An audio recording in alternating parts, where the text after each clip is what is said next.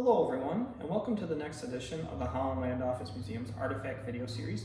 My name is Ryan Duffy, and I'm the director of the museum. And this week we're going to talk about people very important to the early development of the Holland Land Office here in Batavia, and people who actually worked in this building in certain capacities. So we're going to be talking about some of the major clerks, officers, as well as surveyors who assisted in the growth of the Holland Land Company and the importance of the Holland Land Office and made it function on a day-to-day basis. So we're going to talk about a few of these gentlemen and their importance.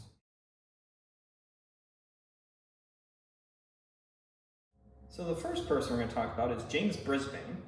Now, Brisbane is a well-known name here in Batavia, but the name of the family actually goes all the way back to its beginning.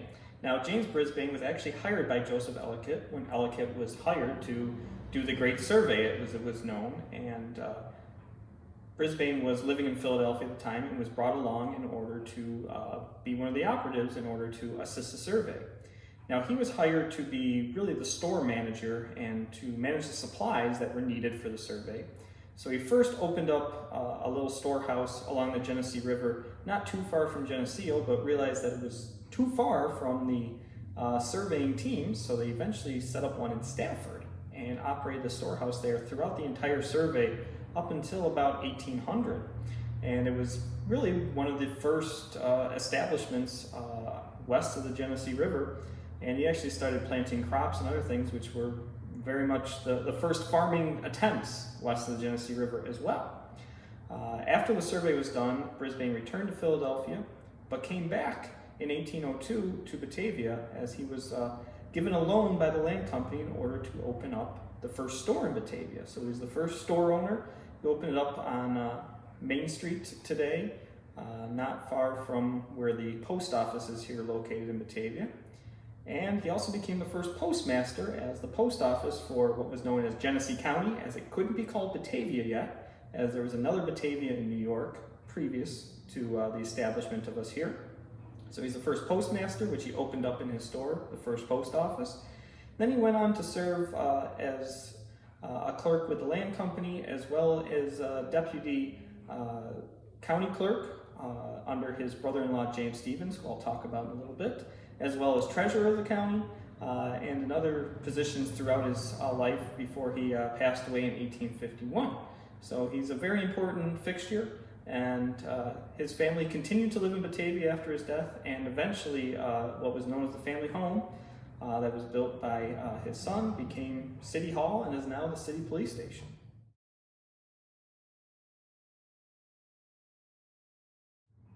So now we'll talk about James Stevens. Now, Stevens was actually born in New Jersey and actually graduated from Princeton University, but when Ellicott was making his survey and eventually completed the survey, Stevens was brought on as his clerk. And Stevens was actually the clerk that Ellicott used when he was selling land out of the Asa Ransom House in Clarence before eventually making it to Batavia. And upon arriving in Batavia, Stevens continued on as a clerk for the land company and actually operated out of that capacity for about 40 years. Though that was not his only importance to Genesee County, as he also served as Genesee County clerk for several years and even was a county judge early on. Now, Stevens actually passes away in 1841, but left an indelible mark as well, along with his brother-in-law, James Brisbane.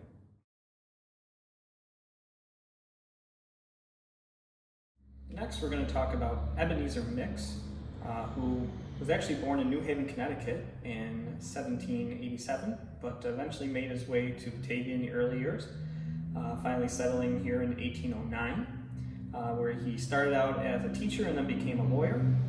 And by 1811, started working as a clerk for the Holland Land Company, which he operated as that for 27 years. Eventually, he made it to the ranks of contracting clerk, which he was responsible for writing up the contracts, calculating the quantities of land, and making sales in a more general sense. So he's one of the top people here at the Holland Land Office. He also served briefly during the War of 1812. And he's most well known in Batavia for building one of the first homes here in Batavia when he got here. And it actually is still standing. We know it as Mix Place, Now the building has been added on to over the years, but the original structure built by Ebenezer goes back all the way to about 1810, we can say, and maybe even a little earlier. So he is an important figure in the early development of Batavia.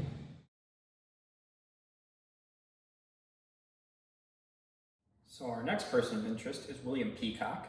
Now, William Peacock was born near New York City, but eventually made his way to West New York soon after the land company was established, and settled in Chautauqua County around 1804, where he was an agent for the land company after being a clerk for just a couple of years in Batavia. And eventually he rose through the ranks as well, and by 1810 he was the resident agent of Chautauqua County and was also responsible for the surveying of the area of Mayville. And according to the records, it was so precise that no corrections were needed.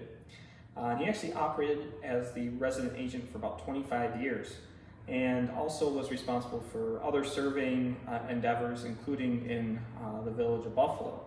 Now, William Peacock is best known as being the agent in charge when the Land Office War comes to Mayville. Now, the Land Office War, in short, was basically the tenants of the land company, those who had bought land, tried to fight back against stricter collection policies, and this came to a head actually in Chautauqua County when the office in Mayville was actually burned to the ground. Everything but the stone vault was destroyed, and Mr. Peacock was actually the one in charge of the office at that time and had to escape with his life and as many documents as he possibly could, though it turns out many of those were actually duplicates and were actually here in Batavia. But he is best well known for that, but he was also very significant to the growth of Chautauqua County as a county judge, treasurer, and in other government positions. But he got his start because of the Holland Land Company.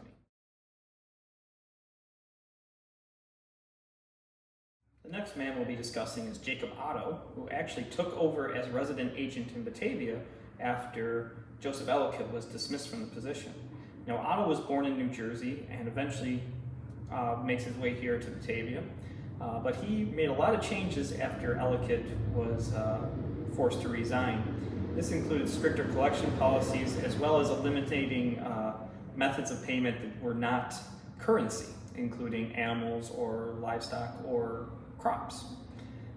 And it's Otto's policies of strict collection against heavy debtors and others that caused a lot of protests, starting in 1827, but eventually that carry on into what we know as the Land Office War in the 1830s. Now, Otto was a well-known dignitary of the area and was instrumental in sort of the completion of the Erie Canal, and was actually one of the dignitaries at the Wedding of the Waters in Buffalo. However, he actually became sick after that and died a year later in 1826, and his position was taken up over eventually by David Ellicott Evans, Ellicott's nephew.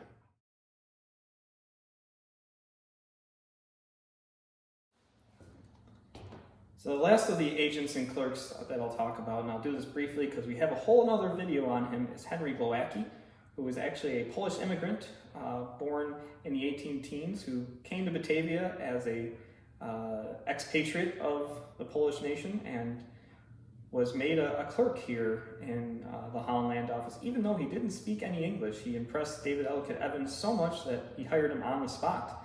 And eventually he learned to write and read English and became a rather successful clerk here at the land company before going on to his own law career and government career.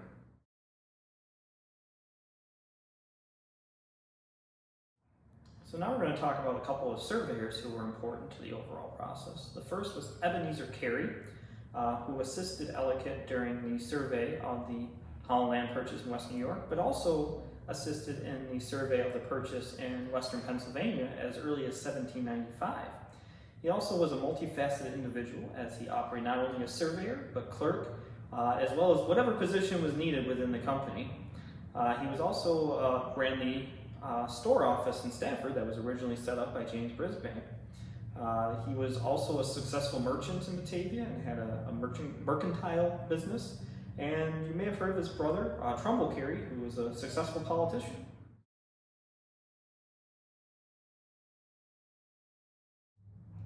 lastly, we have David Goodwin, who was a surveyor on the team of the Great Survey, but then continued on as a clerk with the Holland Land Company, and eventually was the resident agent in Ellicottville during his time as employed by the company.